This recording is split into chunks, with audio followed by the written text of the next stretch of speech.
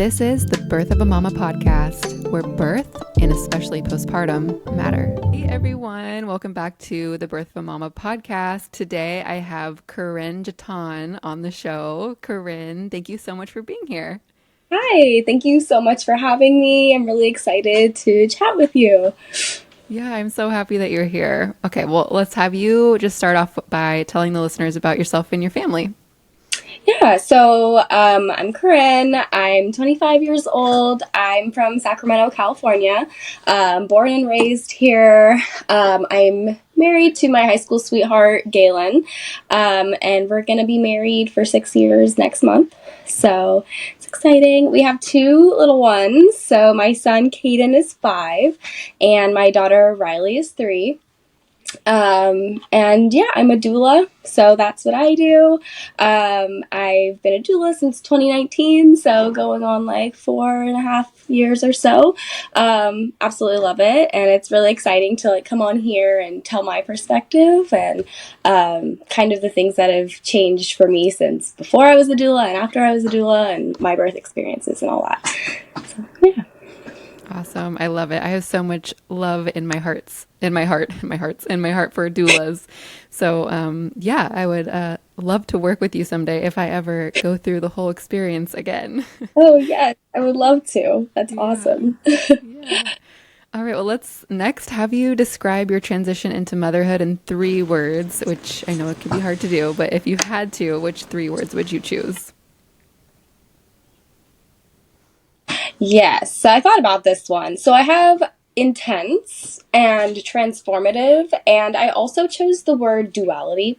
And I think duality is like having that experience of having the highest of highs, and you're just overwhelmingly happy and joyful and grateful. And also at the same time, it's hard, it's challenging, and so I think that it's kind of hard to navigate when you're postpartum, and honestly, in general, it's not an easy thing to experience, but I think that one really describes what pregnancy, even birth, and especially postpartum is like, at least for me.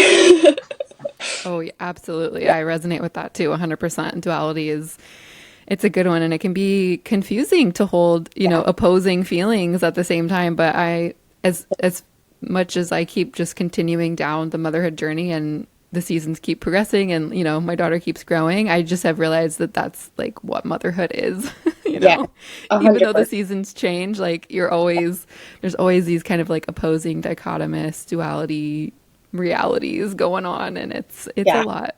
it is a lot. I feel like that's a really big lesson that I've learned just in motherhood, and especially like going through that intensity, right, of postpartum and pregnancy, birth, all of that. So I thought that one was a good one.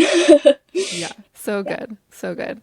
Did you have any expectations of postpartum, like, before you ever even became pregnant yourself? And also, did your partner have any that you guys ever discussed? Yeah, so I think that like between my first and second pregnancies, I had a little bit of a difference.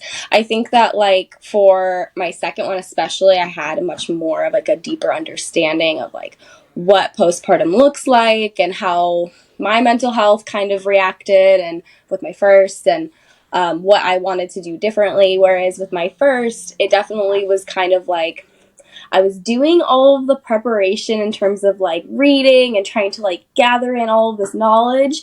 But when it kind of came into reality, it was totally different. And once you're in it, it's really hard to kind of navigate through it, especially as a first time, mom. But both times, we had the expectation that my husband would be super involved as an equal partner and everything. And I'm super grateful for him. He was wonderful with both experiences. We definitely had, we took turns helping out each other with the baby and like making sure that we were okay and getting sleep. So it wasn't always perfect, but I think that we did make a good team. So I'm definitely grateful for that support. That's awesome. I'm so glad to hear that, because that can be a challenge too. It's like, getting on the same page with your partner after having a child, because it is such a big stressor that's kind of like thrown into the mix. And that can then, cause communication breakdowns and things like that. So glad that you guys felt that you worked really good as a team, because support is so important for not It only the two really, of you together, but like for the two of you as well, which I'm sure we'll get into later. yes, yes, I know. I'm very grateful. I know that that can be, and it's not to say it was always perfect, but I think that like it's good to go into it like on that same page as like this is the expectation. We're gonna be there for each other and there for the baby, and it's not just gonna be mom all day or dad all day, right? So, it's good. It's a good balance. Yeah, so good, so important. And it's like Yeah, it's really like a conversation or really multiple conversations that ideally should happen yeah. before ideally before you ever even get pregnant, but for sure before the baby arrives when, Oh you're yeah, already in that situation. Yeah. absolutely. All right. Well, let's start with you can either talk about your most recent pregnancy or you can start with your first, and then we'll kind of Okay. just compare and contrast. Nice. So I'll start from the beginning because I Yeah. think that it does kind of show like the transition of what happened with my second. So I, with my first, my son Keaton, he's 5 now, like I mentioned. I found out I was pregnant when I was 19 with him. And I had him at 20, but it was unexpected. And my husband and I were living together and going through school and work, and we were just kind of in that busy young adulting time. So it was kind of unexpected, and we're like, okay, what are we gonna do? What's our plan? And I also didn't find out till I was maybe 10 weeks along. So pretty late compared to average. So I kind of had been having all these weird symptoms, and I'm like, it's my birth control. Well, it was not. It was I was pregnant. So that pregnancy, it was a little bit of a stressful time. We did get married and kind of planned a wedding and all of that, and got to have that be still special. And I was navigating school. He was navigating school. We eventually moved in with my in-laws, which was a really big transition for me because I was kind of getting that sense of independence at the time. And then it was kind of like, oh, wow, back into a parent's home. In hindsight, I'm so grateful that I was there. They were a huge support. But for like a 19-year-old, it was definitely like, this is jarring.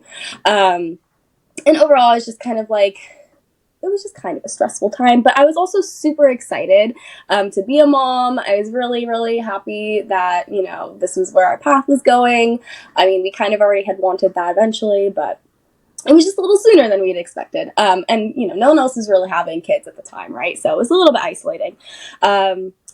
With my actual pregnancy, though, I did have pretty bad nausea, but it was, in hindsight, not nearly as bad as my second.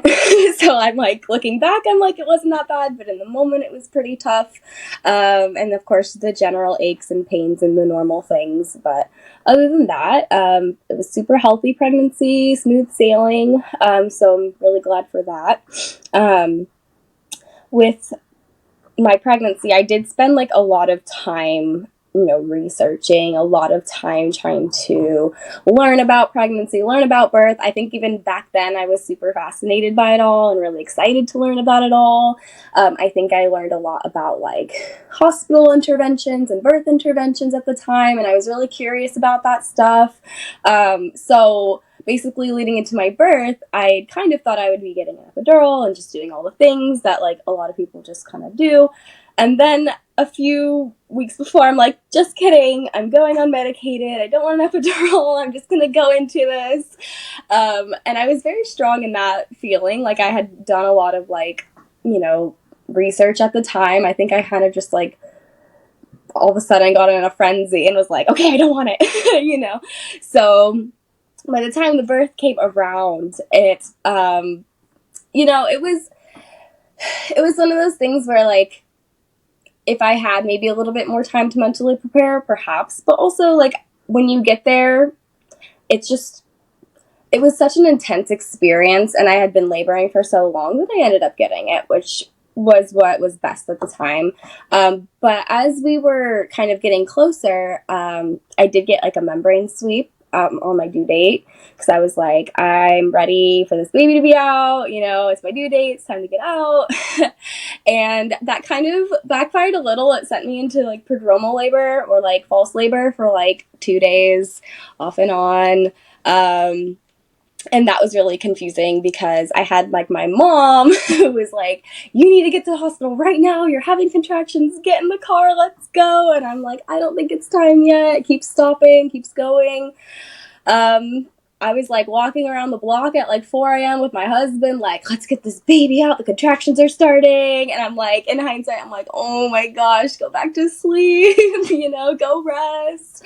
I was kind of just using that time to like wear myself out, honestly, which I think is super calming. You get really excited and things are starting and you want to like do everything you can to help it along. You get restless, and that's definitely what happened to me. So, eventually when it did kick in, it kicked in around midnight. Finally had gone to sleep for like the first time in days and got to sleep, woke up. Okay, it's here. This is different.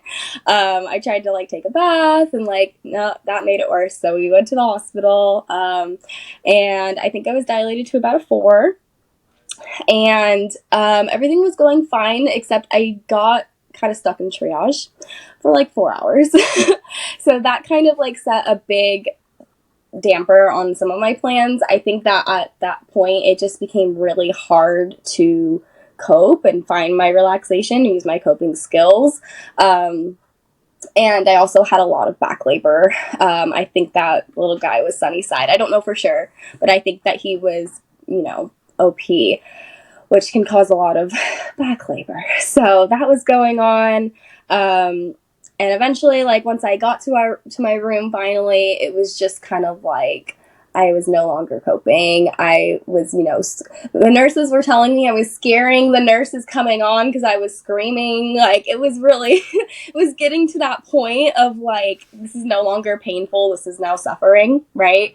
And when that happens, it's kind of like, okay, I had a really sweet nurse who just had a good conversation with me about like, hey, this isn't maybe not working anymore, right? Maybe we want to consider that epidural. And I was like, not wanting to, but I'm glad I did, because I think that, birth is really hard. And at the time I was really stressed out, and I think I was really afraid of what was happening in my body. I wasn't quite expecting all that, I knew it would be painful and intense, but like it was more than I was expecting for sure. But I think I did like 12 hours unmedicated, so I went for quite some time on pretty little sleep. So ultimately it was a good decision. I took a nap, I woke up, and then I had a baby. So that was ideal, and I love when that happens. Pushing was a little bit tough. For me, I did take like 2 hours, which I know is kind of average, but I think that he was in a trying position. And in hindsight, I don't know for sure, but I do think he was kind of nestled in. So I do remember something, though, that they were very adamant about not letting me push in any other position but on my back. And that was something I had been wanting to really avoid. And at the time, it just was kind of like, so like now as a doula, I see all the time so much more like collaboration and like, let's try this position. Yeah, we can totally get you into another position with an epidural, like as long as you have that mobility. For me, it wasn't like that at all. Like my mom was trying to advocate for me. I was trying to advocate for myself. Like, I don't want to be here, right? And it's kind of like, no, you have to be. And so, that was kind of tough. And another thing that was a little bit tough was that I did develop a fever, which can happen when you are in labor a long time, or maybe even from the epidural. And they were wanting to give me antibiotics, which, would have been fine. But I remember kind of wanting to take a second and make an informed decision. And my husband told me later that they said if I didn't get it, or if my baby didn't get antibiotics, that they would call CPS. I'm like, what? Like, oh my gosh. So like, I mean, there's just aspects to this hospital birth that were like, in hindsight, it's like everything went super smoothly in terms of like a normal birth. Like, you get in there, you're at a 4, you labor, get epidural, push, born.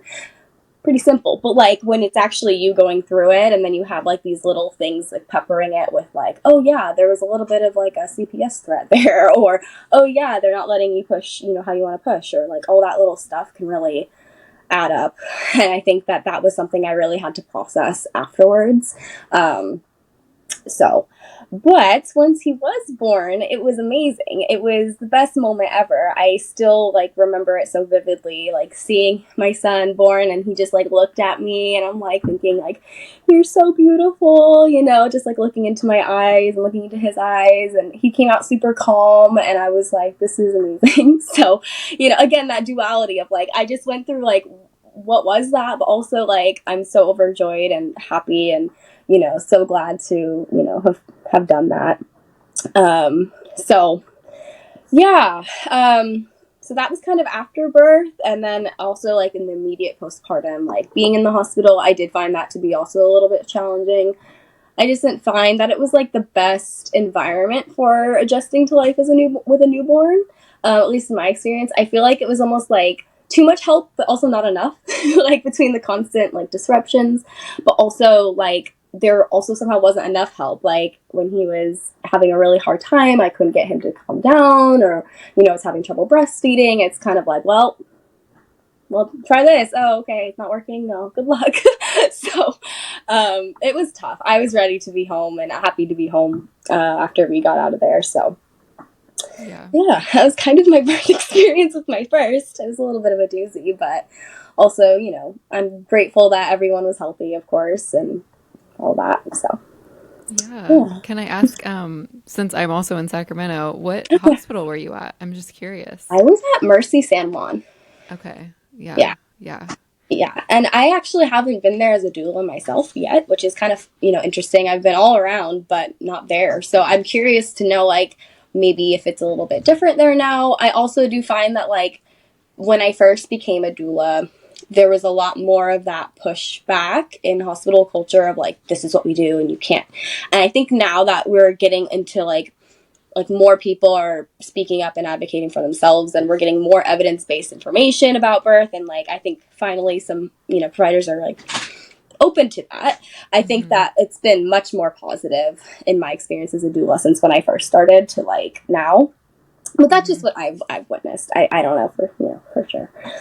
Yeah, But no, I think that I mean I'm not really, you know, acting as a doula, but I feel like that's what I'm hearing in stories from, you know, interviews with other women and just what I'm seeing online and things like that. So which is really great that we're moving in that direction of, you know, having it be more patient centered around the mom who's in labor and giving birth. Totally. And yeah, I love that. So well, that's awesome. I loved all the detail that you gave. I was like getting flashbacks of my birth and how intense and crazy it was. And yeah, it's just so hard sometimes to just relax and surrender and let go when it is so intense. And the epidural can really be helpful for those moments, you know. So glad that you got that experience.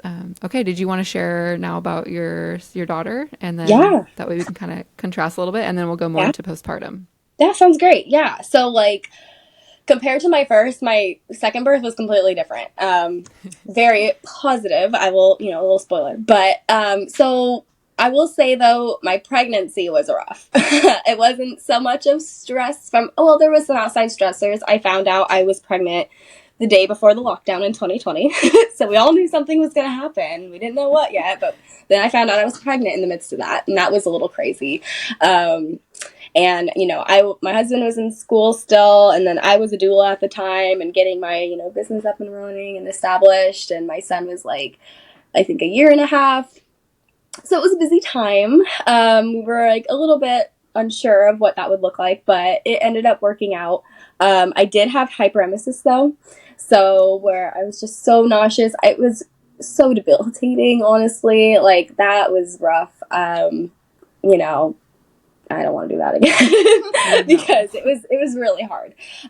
So I, you know, my heart goes out to those who have really hard first trimesters or hyperemesis. I had it my whole pregnancy, so that was, you know, a little rough. But I think also like there's a lot of like tension in the air during that time, and there was fires and COVID and like politics are going wild. Like it was just the whole time.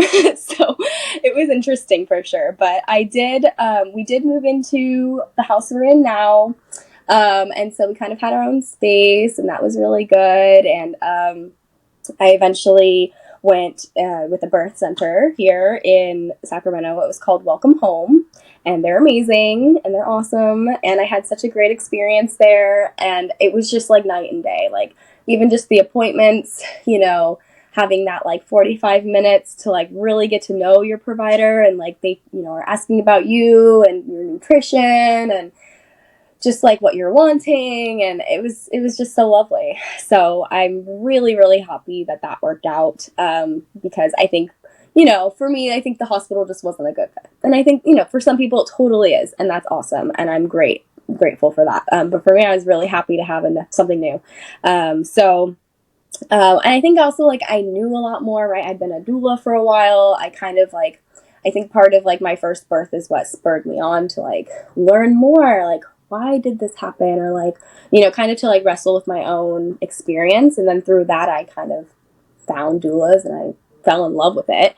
I fell in love with supporting other people through that. And, yeah, I think I also just, like, worked a lot more through, like, my own anxieties, my own traumas, like, all that stuff, like, has a way of coming up once you become a mom, I think, and once you go through pregnancy and birth. Like, I think, like, a lot of, like, unresolved trauma can just kind of pop up, be like, hey, you need to deal with this, or at least this is here. And that, I think that because I was able to sit down and really, like, dive into that a little bit more and be open to that a bit more, I think that working through those anxieties really made a big difference in, like, my overall experience when it came to the birth too, which is kind of interesting how that all is connected. But I started therapy during that time too, and got answers about my own mental health. And, I knew more about what I wanted and what I didn't want to. So that was good. I also will say that, like, I did do some cool stuff to prepare that I didn't do before. So I did do hypnobirthing. And I didn't really do it during my labor, but in preparation. So that was, like, a huge help, just getting used to getting calm and relaxed, and, listening to those meditative tracks really helped me just kind of get used to what that feels like, because I don't think I had that much before. So that was really cool. And then I did spinning babies. So I love spinning babies. They're an organization that works with, like, babies' position and getting them into a good position for birth. So I did something that's on their website called their daily activities. And it's really just, like, some stretches and gentle exercises that, like, help with lengthening, your pelvic floor muscles and getting it, helping the baby in a good position. And also with back pain. Like, it was amazing. I recommend them to all my clients, actually, because I feel like they did really help me personally. And I also just listened to a lot of positive birth stories. I listened to The Birth Hour and Happy Home Birth at the time. It's been a while since I've listened to, like, birth podcasts, but during my pregnancy, it was, like, really big. Hi, Riley. I woke up. So yeah, it's, I did do more to prepare in that way too. And of course, like, the raspberry tea and the dates, like, I mean, I'm a doula. I'm like, I'm going to do all the things, right? Like, I'll just try them out. Yeah. So, with my labor, I was about 6 days overdue. So, and it's funny because, like, I tell my clients, like, to be patient and, like, it'll happen, like, all that. And then when it's me, it's so hard. When it's yourself, you're just like, but it did happen, just like I always say it will. And, I was a little worried that we'd have to be induced because, like, she stopped measuring. The last couple weeks of pregnancy, she stopped growing according to the belly measurements. Luckily, everything was fine, but I was a little worried because I was like, oh, that's the last thing that I would want in my plan. But luckily, it worked out. And I eventually went into labor the night before Thanksgiving at 6 p.m. In November 25th. And it was really weird because it felt like the same intensity as before. It's like, you get back into labor maybe with a next child and you're like, oh, I remember this. But it was one of those moments where it's like, I remember this, but I'm okay. Like, I'm actually okay. Like, I can get through this. This isn't as excruciating as before. So it was really weird because with that, I did really feel like that pain and that, awful, I can't do this. Like, I felt like this time it was uncomfortable, it was intense, but I was kind of like, I could do it. Like, it was totally different. I think that because I didn't have that fear going into it and I didn't have that, anxiety, I was in my own comfortable space. I was at home for most of the labor. I think, like, all those things really helped me. I also was playing Taylor Swift the whole time and she got me through my labor. And my husband's like, okay, like, can we do something new? And I'm like, hey, I'm in labor, like, leave me alone.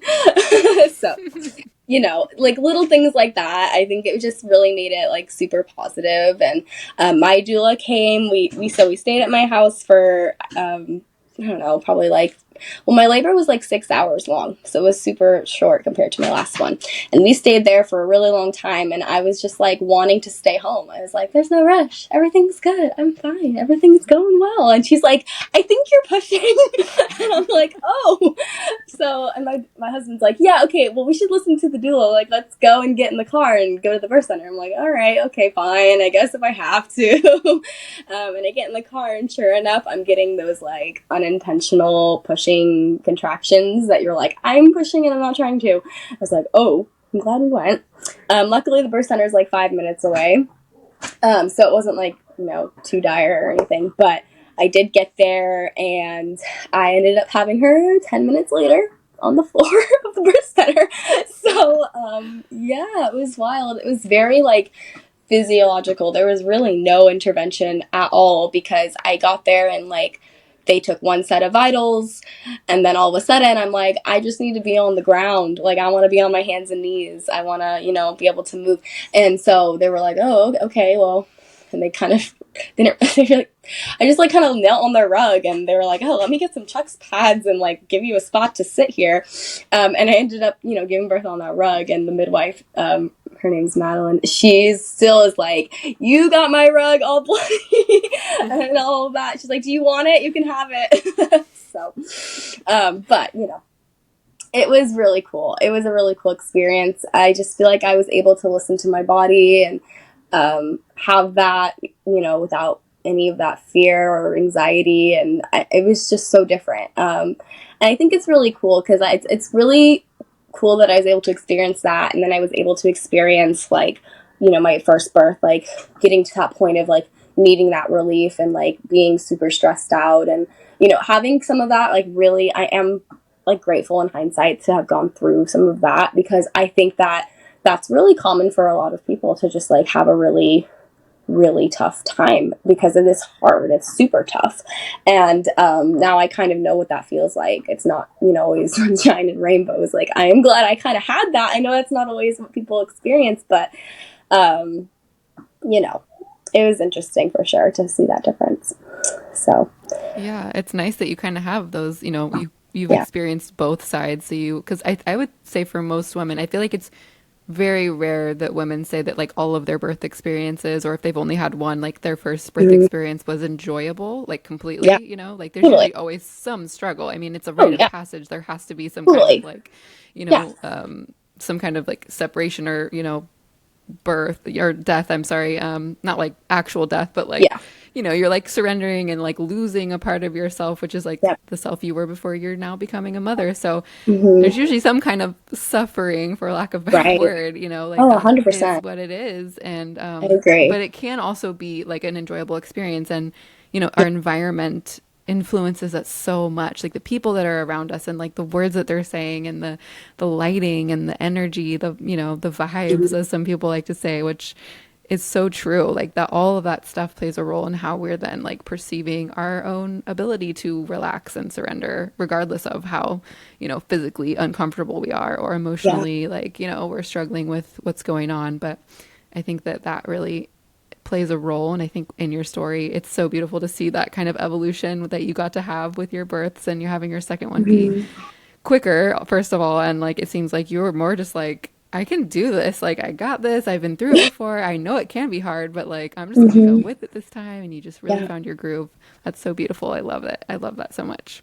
Yeah. And I remember telling my midwife, like, in the weeks preparing up to it, I was like, like, she's like, you have any anxieties about it? And I'm like, what if I can't do it? Last time, blah, blah, blah. It was really hard. I couldn't. I got the epidural. What if I can't do it? And she just looks at me. She says, you just will. And I was like, okay, I will. All right. So I'm like, that really helped me just get in that mindset of like, yeah, I'm just going to do it. And, if I need help along the way, it's not like it's completely unattainable. Like, there's ways for me to get more help if I need it. It's just that like, this is what we're gonna do, and we're gonna just do it. And it's really cool to be like, yeah, I did.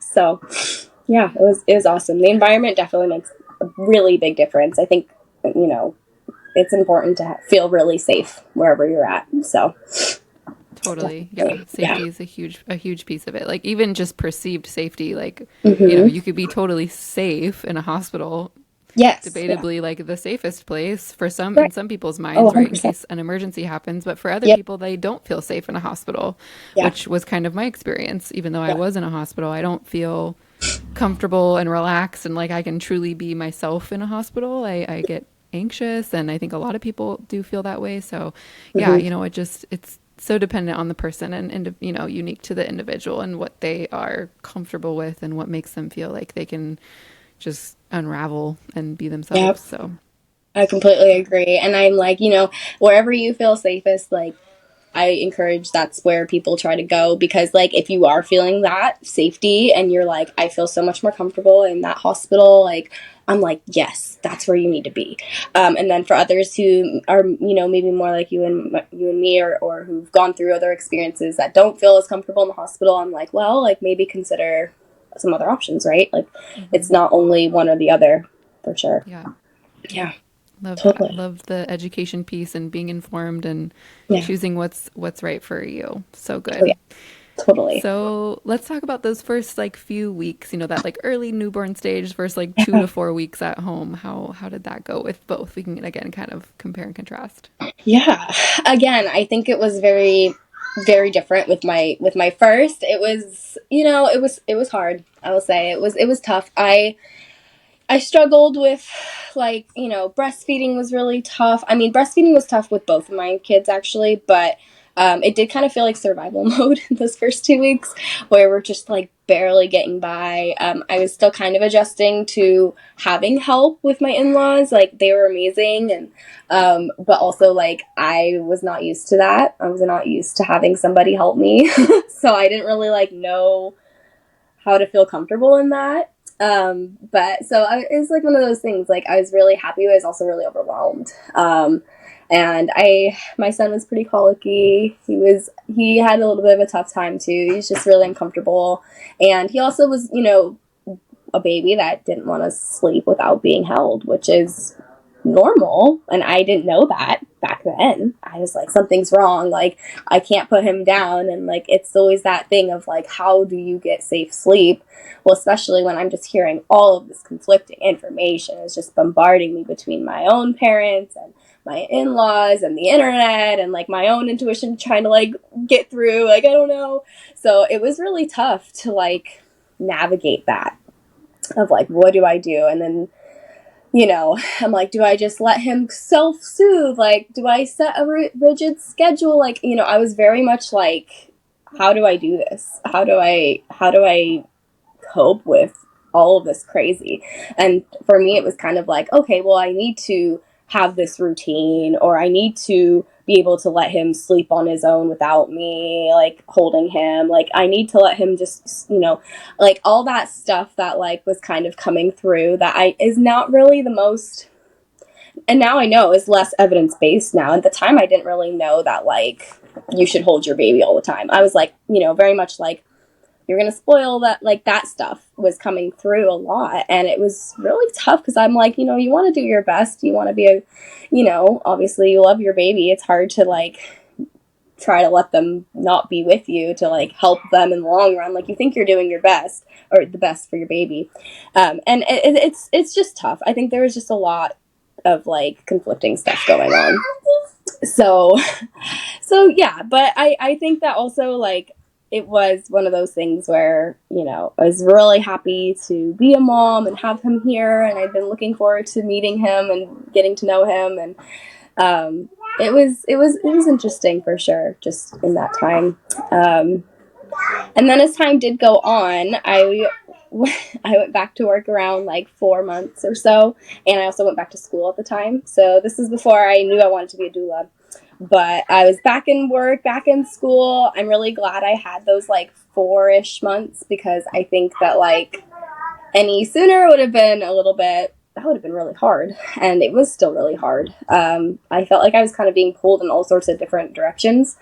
But I also felt like it was kind of good for me to have like other things that I did, it was kind of good for me to like have some time out of the house, furthering my own education or whatever. But then I'm pumping in the bathroom. Like, I know that you're supposed to have your own area to pump, but like at the time I just was like, yeah, I'll just whatever. So it was kind of a wild time. Yeah. And then as time went on, 6-ish months or so, between like 6 and 9 months, I started getting like really, I think, and it might have been going on this whole time, but I started really noticing the mood disorder stuff. I felt like, okay, this must be something more because I'm really having a hard time with the anxiety and some depression, the highs and the lows. So between 6 and 9 months is kind of, and I would say like 6 months to a year was kind of where I was like, something is not right. And it took me that long to kind of like come to terms with that. And I think part of it too was like I had started sort of weaning, like, 6 months, they stopped breastfeeding as much. And then by 9 months, they stopped breastfeeding, because they're eating solid foods. And so that like time of like slowly weaning away from breastfeeding, but still breastfeeding, like I think for me personally, it does something to my hormones, it does something to me, because it did happen with both my kids where it was just like, all of a sudden I'm having a really tough time. So I did stop breastfeeding at like 9 months. I wanted to go for that year, but it was what was best for me, my mental health. And it's around that time where I was like, okay, like, how can I, start getting some help with this? I'm like, okay, something's not quite right. So, and then as I was kind of going through that journey of like, what's going on, I became pregnant again. So I didn't really fully get the best like treatment for that when I went into my second pregnancy. And so I think that is why, I spent a lot of time during that pregnancy, like working through a lot of things, going to therapy, like figuring out what's going on with me and how I can work through stuff. And then if we were to fast forward to Riley, my daughter's postpartum, I felt like it was much different in the sense that it was better. I think that like she was also just like a more chill baby. Some babies are just more chill than others. Like, and that sounds kind of bad, but she was a lot more, she wasn't colicky. She wasn't as uncomfortable. She didn't have as much problems with gas. So like, it did make things a little bit easier. And both my kids had tongue ties, so that was a little bit of a struggle to get breastfeeding going. But eventually we got there after a couple weeks. But overall, I think that I was just like in that like oxytocin haze with my daughter, even more so than my son. Like my son, I definitely had that, but I think something about like coming home, being in our own space after the birth, and just like being in our own bed and like having people bring us Thanksgiving food the next day, and just like that first like week, couple days, it was just kind of like I'm just in this like bliss, you know what I mean? And there were hard times too. I know, your mood and hormones kind of go crazy. I won't say it was just always rainbows or anything, but it was definitely like, it was very different. And I think like a lot of that preparation that went into it did make that difference. So, and also just being so easy on myself, being so gentle with myself, and being like, I think last time there was that drive of like, I gotta do this, I gotta make sure I'm doing all these things right. And now I'm just like, I'm doing a great job, right? Like giving myself the affirmations that I would give any other mom. I think that really it did help, and made that difference. So yeah, it was good. I would say like just having more of that preparation, more of that knowledge, also just like taking it a little bit more simple with my daughter. And I think that really did make a difference. And I think the biggest thing too was like that I had worked through some mental health stuff. But I will say the same thing did happen with her around 6 months to 9 months. Same thing happened again. And it was kind of like, okay, what's going on? So I did get a diagnosis that I had bipolar 1. And that's what those highs and lows were, where I was like, I'm so anxious, I'm so sad. And it was that I was having that going on and I had no idea. So, mood disorders, they're so common. And I just encourage, if that's going on, to reach out and get some answers if you can, or get some support and some help, because, you know, having that, at least, you know, that support really makes a difference too. Because there are so many things going on in your body, like when you're pregnant and when you give birth, like your hormones, you know, they're doing all sorts of stuff. And when that's going on, it's really easy to just, you know, miss maybe a little bit more of that mood disorder that might be also playing a role, and just be like, it's fine, like it's just, you know, it's normal. So, you know, reaching out and just making sure you're taking care of yourself is really important. So, Yeah. yeah. 100% could not agree more. I'm so pro therapy Mm-hmm. and just mental health, you know, Yeah. really taking that to heart and to consideration just as much as our physical health, if not even more, you know, Right. because if we aren't well mentally, then we can't take care of our body either Mm-hmm. because we're not well in general, right? Like our Totally. mindset and our ability to like think and to cope and to deal with stressors of life is the most important thing, I would say, in my opinion. Some Yeah. people might disagree, but I think mental health is so big, and I've had my own personal struggles and postpartum mood disorder issues that I went through as well. I had, you know, mental health struggles before I became pregnant too, Right. basically since I was a teen. Yeah. So, yeah, and it is so common. And, you know, I think that it's really good that we talk about it on platforms like this and we Yeah. kind of normalize it so that people don't feel stigmatized or ashamed, you know, so that they can get help because help is out there and so important. So, really glad that you did you just like seek out therapy on your own, like find a therapist to start working with, or how did you start? Yeah. I feel like um, for me, I did seek it out on my own. I think I ended up going through like Psychology Today, like they have a database, and you can type in your insurance and type in what you're looking for, and like what, you know, the different filters of like birth, you know, trauma, or like you know, postpartum and mood disorders, and like you can kind of go through that and like filter that out, and it'll bring you up a list of providers. So I just emailed them and got a response from somebody, and I liked her, and we clicked, and that was that. I think to me it felt so insurmountable. Like, how do I find a therapist? How do I do this? I don't know. It just sounds kind of scary. But then once I finally, like, it's kind of like, you know, when you have to make a phone call and you really don't want to, and you're like, I know it's going to take me like 2 seconds to figure this out, but like, if you're dreading it, that's kind of how I felt with like finding a therapist and like trying to like really get some serious treatment. I think I was like, I think I can manage it more on my own and like holistically. And I love holistic, you know, management. Don't get me wrong.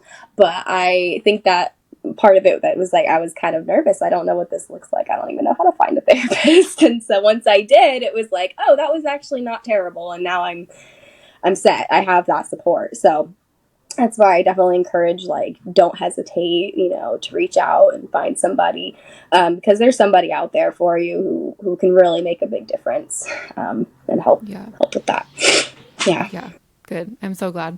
Yeah, I love to ask just so that if someone's listening and they're, you know, they're resonating with your story and they're like, oh Mm-hmm. my gosh, that feels like me. Like, but I don't know how to get started. I don't know, you know, who do I talk Yep. to? What do I Google or whatever? Yep.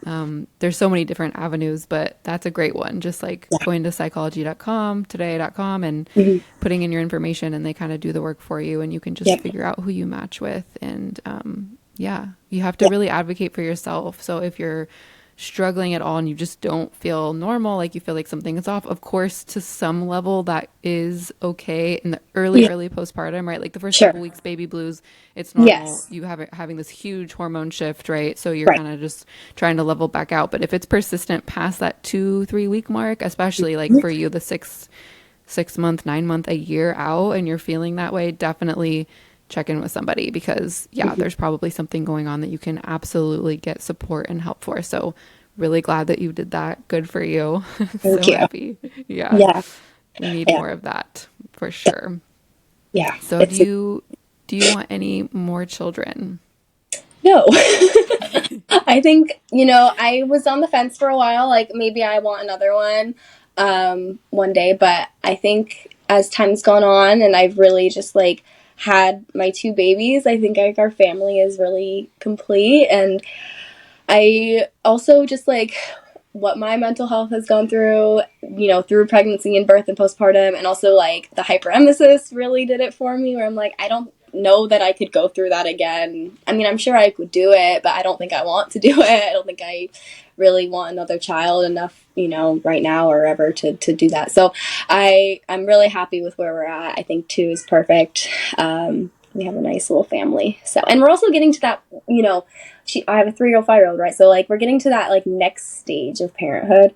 Like I am now like a pickup line mom for a kindergartner, and like, like preschool, and like it's really kind of new and exciting and fun, and it's kind of like, to go back to newborn and babies. I'm like, I'm really excited at like what's happening now and like what's to come. So I don't really want to start over, if that makes Yeah. sense. No, Yeah. that totally every Right.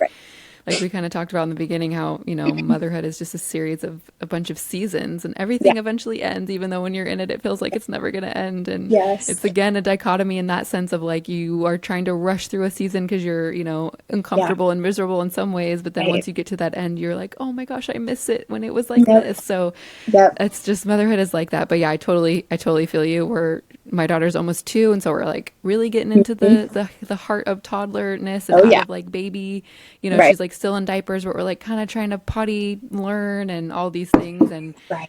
we're considering having a second, and I'm grappling with the same thing of like, do I want to start all over? I kind of want like a redemptive birth experience because I was in a Hmm. hospital setting and I'd always envisioned like a birth center or a home birth. So I almost Yeah. want to have like this redo. And I always pictured myself with 2 kids, but I'm like, do I Yeah. really want to go through all of it again? Because Right. it's not just like you snap your fingers and you have this great experience and a Yeah. Yeah. baby, and you're not Totally. guaranteed anything or any outcome, right? So it's Yeah. kind of like taking a gamble or a risk. And so I'm trying to figure out like what I really want. But I feel you on the feeling like I'm content where we're at. Our family feels like you're in a Right. great place. We're Yeah. grooving, we're flowing. Like, Yeah. yes, stay there, mama. Stay happy, stay healthy.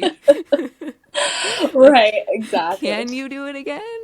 Probably. I Like, could do it. can I and mean, want are very different, right? yes, 100%. And that's so valid to just, maybe want that, or but just not are not quite ready to start all over again. So Yeah. Yeah. yeah, So we'll see in time. we'll Maybe see. I'll feel ready, but I'm not there Yeah, yet. So could totally. change my mind tomorrow. Literally, you never know. Yeah. Well, it's how it is. Yeah. Yeah. So this is a kind of a new closing question that I like asking. So when you Mhm. die, I know it's a little morbid. How do you want your kids to remember you? Yeah. Okay. So I kind of spent some time thinking about that one, and I hope that they'll remember me as someone who obviously, loved them very much and was also really open with them and honest with them and caring. And that I was also someone like that they could be fun and silly with. And also that that they can come to me and confide in me if something's bothering them or something's going on. Like I really do want that open and honest, relationship with them. So I do hope that that's how they would remember me. I love that. Yeah, that's Yeah. something I strive for too, is them to just Mhm. feel so trusting in me and comfortable that they can Yeah. literally tell me anything and not feel like I'm going to judge them or, Right. love them any differently or any less. So that's Yeah. beautiful. I love that. Yeah. Oh, Okay. Well, any resources that you want to share? You dropped a couple throughout, some I did. podcasts, some great Yeah. podcasts, Birth Hour and Happy Home Birth. Hmm. Anything else that helped you throughout any point in your motherhood experience? I was gonna say, did I say? I can't remember if you said hypnobirthing and spinning babies. Did you just say that? I can't remember. Nope. I said Okay, just you the did. podcast. So The yeah, those podcast. ones That's are what you said. great too. Yeah. Yes. So, spinning babies is really great. I love them so much. They have really good info. Their website is just a host of information. They literally just give it all out there there's no cost to learn. So, it's really cool. They also have different workshops and stuff too. Also, hypnobirthing. I read the book. I didn't buy any course. I just read hypnobirthing, the Mongan method, technically. Read it and found some Spotify tracks that were already on there and included in my subscription, and that's what I did. So that's a good resource. I also want to shout out my doula, Rebecca Rose Doulas. So she's awesome. She's also in Sacramento. She is a doula collective. So She's super great. Yeah, I think that's all that I've got. Perfect. Thank you. We will link all that in the show notes. And then if people want to reach out to you, want to hire you, work with you, have more questions about your story, where can people find you? Yeah, so you can always go to my website. It's mamainminddoula.com. And I'm also on Instagram, so same thing, Mama in Mind Doula with underscores in between each of the words. And Facebook too. So if you typed in Mama in Mind Doula, I'd come up. So, yeah. Awesome. Well, great. Thank you so much, Kerynn. This was so lovely to talk to you. I'm so glad we Yeah. got to meet, even though it was virtually. I hope we get to meet in Yeah. person someday. I would love And that. yeah, thank you so much for coming on and sharing your story. Thank you so much for having me. It was really awesome. I really appreciate it. Thank you so much for watching. I hope you enjoyed this episode. Be sure to follow me on Instagram at the.moms.nutritionist and subscribe to this channel to be notified of each new episode. And if you'd like to support the podcast even further, please like this video and share it with a friend or anyone who could benefit from watching. This helps get the word out there, which helps moms heal and thrive.